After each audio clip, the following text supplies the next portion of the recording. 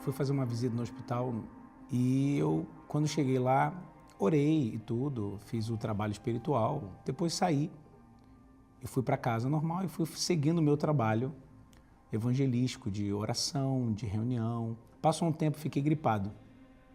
Fiquei gripado e a gripe não ia embora. E eu fui seguindo domingo, segunda. Na terça, por volta das 5 horas da tarde, eu estava no escritório já me preparando e comecei a passar mal absurdamente. Eu fui começando a ficar muito fraco. Eu falei, pô, acho que eu não estou comendo. Aí fui lá comi alguma coisa. Quando eu comi, vomitei. Vomitei e fui começando a ficar fraco a ponto de me pegar nas coisas, sentar no sofá. Fui fechando o olho, a vista foi escurecendo e uma sensação sufocante. Começou essa sensação sufocante como se eu fosse perder o ar. Essa falta de ar foi tomando e eu fui meio que perdendo os sentidos. E aí, antes de perder o sentido, eu liguei para um pastor. Quando chegou no hospital, foi na hora de atender. Aí eu já fui e evacuei. Foi uma vergonha. Evacuei tudo. E quando eu vi ele chegar naquele estado, ele não conseguia ficar em pé. O pastor segurando ele, porque ele não estava conseguindo nem ficar em pé, de tanta dor, de tanta fraqueza. E eu lembro que, como ninguém estava dando esse suporte, eu peguei ele, empurrei ele dentro da sala do médico. Aí o médico levantou e falou, o que aconteceu? Aí eu expliquei toda a situação. Falei, meu esposo está passando mal, preciso que ajude ele. E eu lembro que, enquanto eu estava na recepção, com os documentos dele, para ele continuar o atendimento, eu olhei para trás. Quando eu olhei para trás, eu vi ele em pé, defecando nas calças. Defecando e não parava. E ele pedindo ajuda. E o médico foi lá, deu suporte, pegou ele e colocou ele num lugar mais reservado. Fui internado e não sabiam qual o problema. Não descobriram, fizeram alguns exames e não descobriram qual seria de fato o problema, o porquê dessa situação, só que os sintomas continuaram.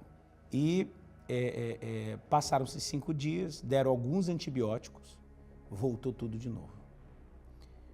Voltou tudo de novo e pior agora, porque a minha pele começou de novo a estourar, as marcas todas, empolar, inchaço, e eu já não conseguia mais responder.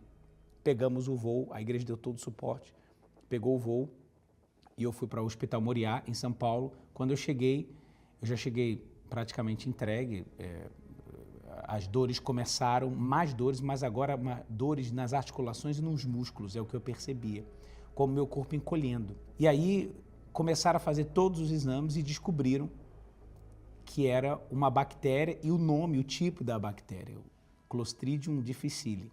O médico explicou que essa bactéria só poderia ter sido pega ou por comida podre ou pelo ambiente hospitalar.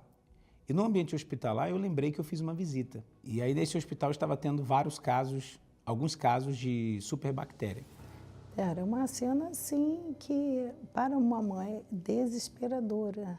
E essa bactéria, ela mata em 1 mês. Então, ela vai sufocando os órgãos da pessoa, né? Ela vai sufocando, ela vai tomando o corpo, ela vai parando os órgãos, ela vai fazendo com que os órgãos eles não funcionem mais.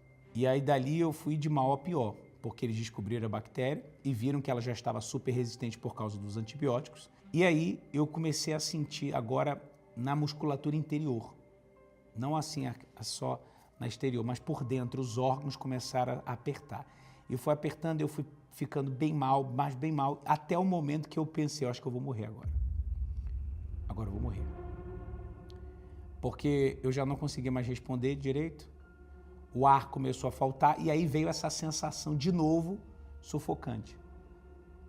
E aí eu percebi o meu pulmão sendo apertado, as minhas costas sendo apertadas.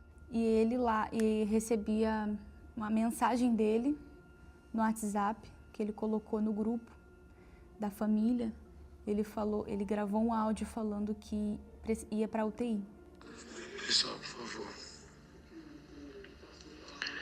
ora por mim. Minha saturação está caindo. Eles vão me levar para UTI. Ora por mim.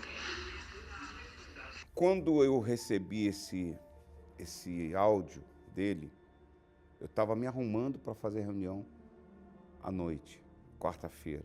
E, assim, é um misto, né? Vem a luta da emoção contra a fé. A emoção pelo lado de pai, de ver que eu estava perdendo o filho. E eu vi que não era justo. Eu falei com Deus assim, sem fechar os olhos. Eu sentei na minha cama e pedi para Jesus sentar ali do meu lado na cama. E falei com ele como eu estou falando com você agora. Falei, não é justo. Não é justo o meu filho, com essa idade, novo ainda, com uma multidão de almas para ganhar, ele tem que ficar nessa situação. Eu não aceito ele ficar vegetando, não aceito ele ficar numa situação em que ele não possa pregar o Evangelho. Os músculos dele já estavam atrofiando, ele não conseguia se mexer, não conseguia levantar o braço, não conseguia comer, não conseguia desenvolver ali a musculatura. E estava respirando só pelo oxigênio. Só pelo Eu oxigênio. lembro que eles tentavam tirar o oxigênio para ver o que ia acontecer e eu não conseguia ficar sem oxigênio. Eu chamei a Esther chegou, ela chegou no quarto e eu falei, Esther, pega tudo que a gente tem, coloca no altar e pega o comprovante, entrega para o meu pai vai me representar no altar e faz tudo, só faz o que eu estou te pedindo. Porque se Deus quiser fazer alguma coisa, Ele vai fazer, eu estou no altar. E aí eles me levaram, foram levando, aí dali para lá, eu lembro de algumas coisas, depois eu apaguei. E fiz o sacrifício, peguei tudo que a gente tinha ali, que seria um suporte caso precisasse comprar remédio, alguma emergência. Mas eu falei, meu Deus, é tudo é tudo. Fiz o voto, enviei para o bispo colocar no altar, representando ele. E eu lembro que eu fui no banheiro fazer uma oração. Eu fui no banheiro, me ajoelhei no vaso e eu falei, meu Deus, eu não aceito ficar viúva agora. Eu não aceito perder o meu marido nesse momento e para essa bactéria, nessa situação. E aí foi quando eu fui para o altar. Eu fui para o altar, fui, assim, atitude minha de apresentar a Deus um sacrifício e fui também porque ele me pediu para que eu apresentasse o dele no altar.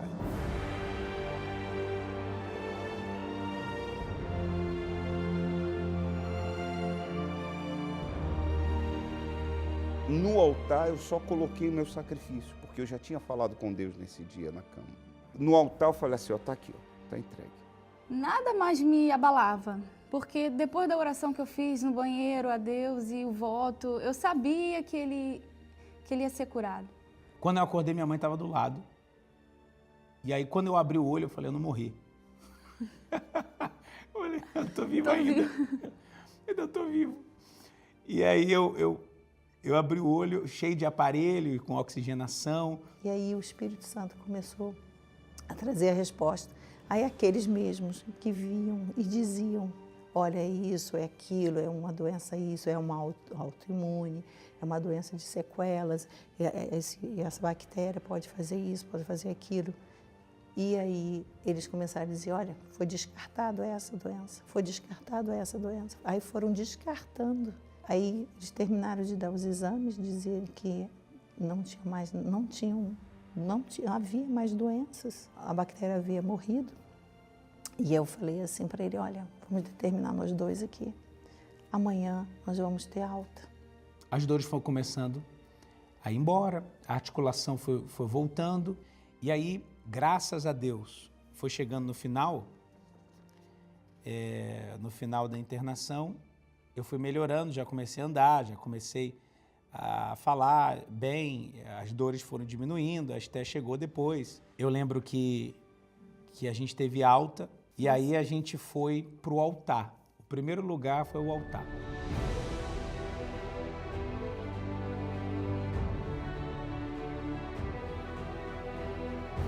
Voltei para o Distrito Federal, onde eu estou fazendo a obra atualmente, e graças a Deus, hoje estou livre da bactéria, das sequelas, saudável, graças à nossa fé, né? Quando nós vivemos essa situação, seja eu como pai e ele com a própria enfermidade, com a doença em si, então a gente começa a sentir o que as pessoas sentem. Depois dessa experiência toda, eu vou no hospital.